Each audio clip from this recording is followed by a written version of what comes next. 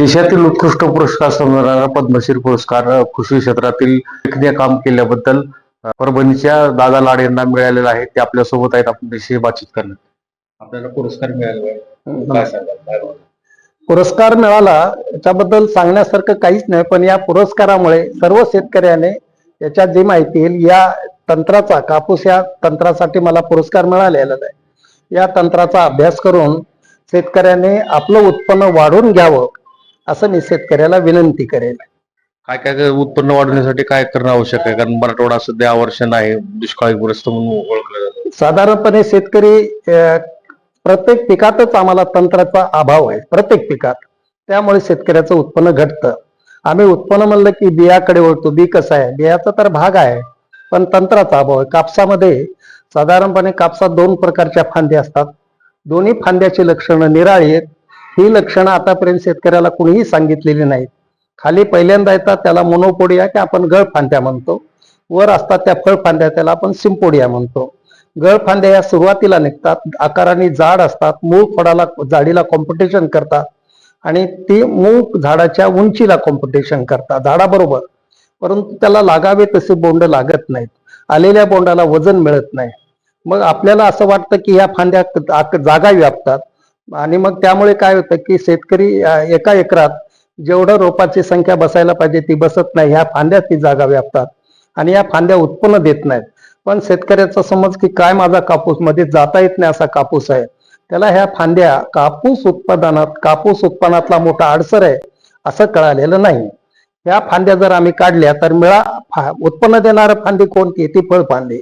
आणि या फळफांदीपर्यंत वर अन्नरस जाऊ देत नाही. न कळतच मग त्या फळफांदीची लांबी लाभत नाही, लागलेल्या बोंडाला वजन येत नाही, फार मोठं नुकसान करतात. तेव्हा ह्या गळ फांद्या काढल्या मग मात्र फळफांद्या लाभतात. फळफांद्यावर लागलेल्या बोंडाचं वजन वाढतं. किती वजन वाढावं? आता साधारणपणे 3 ग्रामापर्यंत एक बोंडाचं वजन होतं. ह्या जर गळ फांद्या कापल्या 8 ते 9 ग्राम एका बोंडाचं वजन होतं. इतका फरक पडतो. तेव्हा ही फांदी काढल्यानंतर कापूस उत्पादक शेतकरी अतिशय वैभवशाली होईल. कापूस उत्पन्नातला सर्वात मोठा, मी तिला विनोदाने म्हणत असतो, ही पुतना मावशी आहे. तिला मात्र त्या झाडावर काढलं पाहिजे. मराठवाड्यात जर बघायला गेलं तर शेतकऱ्यांचे अनेक प्रश्न आहेत. त्यांना त्यांच्या पिकाला योग्य भाव मिळत नाही. मध्यंतरी अतिवृष्टी पावसामुळे शेतकऱ्यांच्या जमिनी होऊन खरडून गेलेत. त्याची नुकसान भरपाई कशी पद्धतीने होणार? नाही, काही शेतकऱ्याचे जे अनेक प्रश्न आहेत हे प्रश्न अनेक मुद्द्याशी संबंधित आहेत. भाव मिळत नाही ह्या ताकदीशी संबंधित आहे. त्याच्यासाठी शेतकऱ्याला आजही आपल्या मालाला भाव तर मिळावा वाटतो, पण घरात बसून पदर पसरून गयावया करून डोळ्यात अश्रू आणून तुम्हाला भाव कोणी देणार नाही.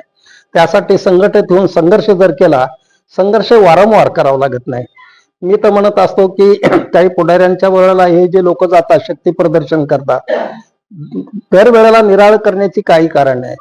माझं मत आहे मराठवाड्यातला शेतकरी भाऊक आहे. आषाढीला आपण गर्दी खूप दर्शनाला जातात लोक, मग आल्यानंतर चर्चा होते. यावेळेची अफाट यात्रा किती होते? 9 लाख लोक असतील या आषाढीला. माझं मत आहे की एक वर्ष जाऊ नका, विठ्ठलाला विश्रांती घेऊ द्या. ही आषाढी वारी मुंबईला न्या आणि तुमचे 2 देव आहेत, एकही एका जागेवर उभा स्थिर असलेला आणि दुसरा मुंबई चालता बोलता. हा देव प्रसन्न झाला तर तुम्ही मोक्षाचे धनी आहात. मुंबईचा देव प्रसन्न करून घेतला तर तुम्ही वैभवाचे धनी आहात. हा जर 9 लाखाचा मोर्चा मुंबईत नेला, एकदाच न्यावा लागतो. मग मात्र तुम्हाला पुन्हा पुन्हा मोर्चा काढावा लागत नाही. तुमच्या मालाला भाव मिळेल आणि भाव हे तुमच्या वैभवाचं आणि सुखाचं साधन असणार आहे. आत्महत्या मोठ्या प्रमाणावर शेतकऱ्याच्या होतात. कारण त्याचे कारण एकच आहे, प्रश्न अनेक उत्तर आहेत. वडा काढला फिरवला नाही म्हणून, भाकरी का करपली फिरवली नाही, प्रश्न अनेक उत्तर आहेत. आत्महत्या असो वगैरे वगैरे हे सर्व दारिद्र्याशी संबंधित आहे. दारिद्र्य का? तर आम्ही जागृत नाही म्हणून, आम्हाला भाव घेता येत नाही म्हणून, उत्पन्न घेतात. तंत्राचा अभाव आणि संघटनेचा अभाव, या 2 अभावामुळे आम्ही पाहतो आम्हाला आत्महत्या काही पर्याय नाही. आणि सर्वच करतात असं नाही, पण काही जणांच्या बाबतीत ज्याला आपण काही लोक असतात फार दुःख सहन होत नाही, ते आत्महत्येला बळी पडतात. शेतकऱ्यांनी आता येणाऱ्या भविष्य काळात कशा पद्धतीने शेती करणं अपेक्षित आहे? कारण पावसाचं काही अंदाज बांधता येऊ शकत नाही, केव्हा पण पाऊस पडला आहे. तर कुठलं पीक घेणं, काय करणं? नाही, वर्षानुवर्ष आम्हाला पावसामुळेच आमचं हे होतं. सर्वच आरोप काय आम्हाला पावसावर करता नाही. भविष्यातही पाऊस पडेल आणि त्यातले त्यात मराठवाड्याच्या जमिनीला फार पावसाची आवश्यकता नाहीये. आता जे आपल्याकडे पाऊस पडतो तेवढा खरीपाचं पीक पदरात घ्यायला फक्त आम्ही पर्याप्त आहे पाऊस.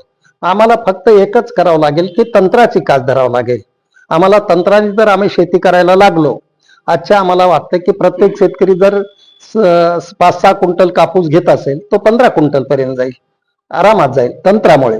आणि ह्या तंत्राची कास मात्र सर्व शेतकऱ्यांपर्यंत तंत्र पोहोचवलं पाहिजे.